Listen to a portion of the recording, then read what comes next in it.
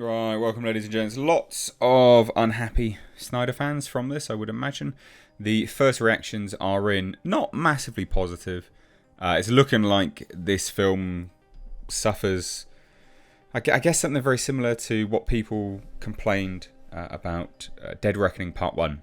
It's Part 1, so it feels like a Part 1 and doesn't feel like its own movie as well. Don't shoot the messenger, we're just here to look at what people think of it.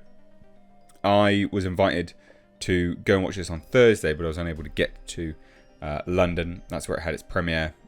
I would have liked to. It would have been quite a good, fun event, I think.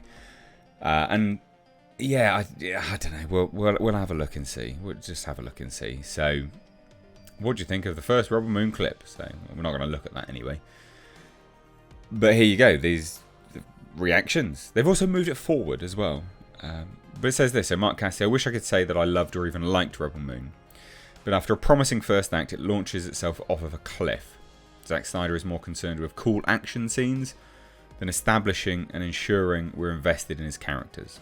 Yes, it's a part 1, but it still needs to stand as its own movie, and it most certainly does not. So disappointing. It looks like a compliment sandwich, by the way. Next one's positive. Okay, Rebel Moon is quite simply epic. Massive scale, beautiful visuals, of course, awesome action, and some really fascinating mythology. There's lots of exciting setup for what's to come, but it's still very satisfying as its own movie. Jimmy has also stolen my heart. Rebels, gear up. Zack Snyder's Rebel Moon Part 1, a child on fire? I thought it was of fire, but alright.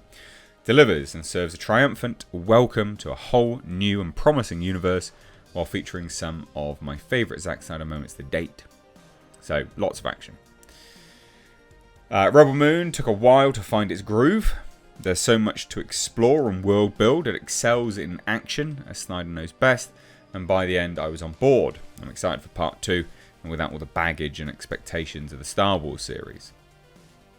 I've seen Rebel Moon, and it is a visually awesome and epically ambitious ride. While not perfect, this part will definitely leave you wanting more. Bring on Part 2. So there's lots of positives, by the way, guys. Like, I'm not saying this is universally bad. I mean, there's more positive than negative at this point. My review of Rebel Moon, good. Action reminds me of Batman in the Snyder Cut. The movie is beautifully shot. It feels like a fusion of Gladiator, Star Wars, and Justice League in tone. The villain, to me, is the best actor in the movie. Every line said with absolute conviction. The bad. Things move too fast. Too much narration given exposition to compensate the shorter theatrical version. Characters are unusually in the exact right moment for them to be offered a chance to join what is technically just a group of strangers perpetually outnumbered. Interesting. Are we allowed to talk about Rebel Moon now? Visually very handsome and flows well, but suffers from Part 1 syndrome. I'd be lying if I said I wasn't keen on the scar given now, though. There you go.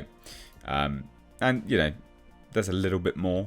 I mean, not a massive amount, but people like it generally. But it seemingly suffers with what these films generally always do from Zack Snyder, which is that I don't know how to phrase it really. They look great, you know, they're shot well, but suffers with exposition here and there, not well fleshed out, more looky good, not good story, that sort of thing, I guess. So on my Rebel Moon review video, I have some complaining that the movie is woke because a woman is able to beat up men. In a movie where aliens are everywhere and where there are spaceships flying around, the thing they think is unrealistic is a woman beating up a man. So, interesting. I wouldn't say that was woke, but alright. I don't know. Yeah.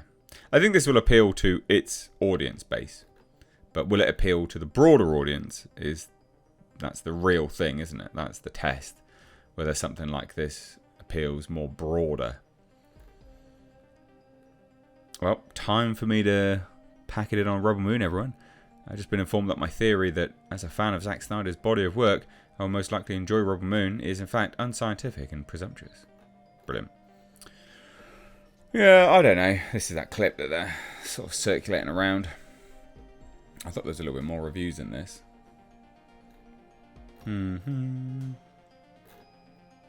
Yeah, I don't know. I mean, it looks great. Like, looking at these kind of things, the mythology, looks cool. Rebel Moon deserves to win the Oscar for VFX.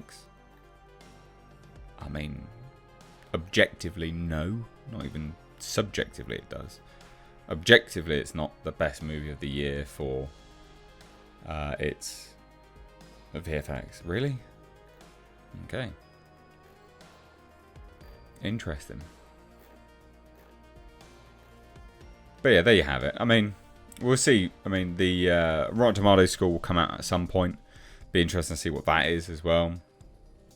You know, not that that's really much to go by these days. I reckon it'll be, I don't know, about 65, 70%, I would say.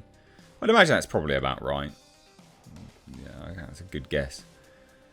I reckon that's a pretty good guess. So this is that UK premiere, which I was invited to. I know, there's loads of people going, no, you weren't, meh, meh, meh, meh. I actually was, believe it or not. I know, trust me, I couldn't believe it either. But hey, whatever. Yeah, there you go. I mean, we'll see. We'll see. Have they got their own Rebel Moon? Oh, they do. They actually have their own Rebel Moon account. Interesting. Have they been tweeting out the reviews? They have not. I would have thought that they would have. Oh, never mind. Yeah, I mean, like, there's not much else really to say, to be fair. It looks okay. It looks okay. But I think this is what I mean. Like, if you're a Zack Snyder fan, I think you will appreciate this, right? Because whether you broadly you think that that's good or bad, if you're a Zack Snyder fan, you've brought into what he sells. And so if he's selling something which looks very good, very much action based, and has that basically, you'll like this because there's a lot of eye candy and stuff. And his films always look, you can, generally speaking, they always look okay at the very least. Sometimes a little bit dark and dour here and there. But yeah, loads of people like it. Visual style, they like it. But yeah, part 1 syndrome, and apparently the third act kind of blows its butthole out, I guess. So, I don't know, whatever. What do we think? What do we think? Love to hear your thoughts. See what this guy says a little bit more, actually. Oh yeah, much more. Big, grand, epic and thriving with mythology, of which we only scratch the surface on. There's so much feels yet to be uncovered. Snyder throws heavy lore to his own 300, with the action atop sci-fi and fantasy movies of the past, with his ambition for the story and world. The characters I fell for, especially Sophia Boutella's Cora, Hopkins' Jimmy, Huisman's Gunner, and Duna's Nemesis. I'm excited to learn more of them. Remember, this is a part 2 story. Additionally, a huge shout out to Ed Skrein, who delivered a cunningly cold, fantastic performance as Noble. So while sure it may not be for everyone and is not a perfect film, few are, but more on that soon. Damn, I really dug it, and my excitement for April's The Scavenger Part 2 has excelled to a new high. To me, A Child on Fire, it's Child of Fire, may very well stand as a top 3 Snyder picture alongside Man of Steel and Justice League. So he said more. Be sure to say posted. I didn't really say anymore. Never mind. Anyway, there you go. Whatever. First reviews. What do we think? Good? Yay? Nay? Drop it down below.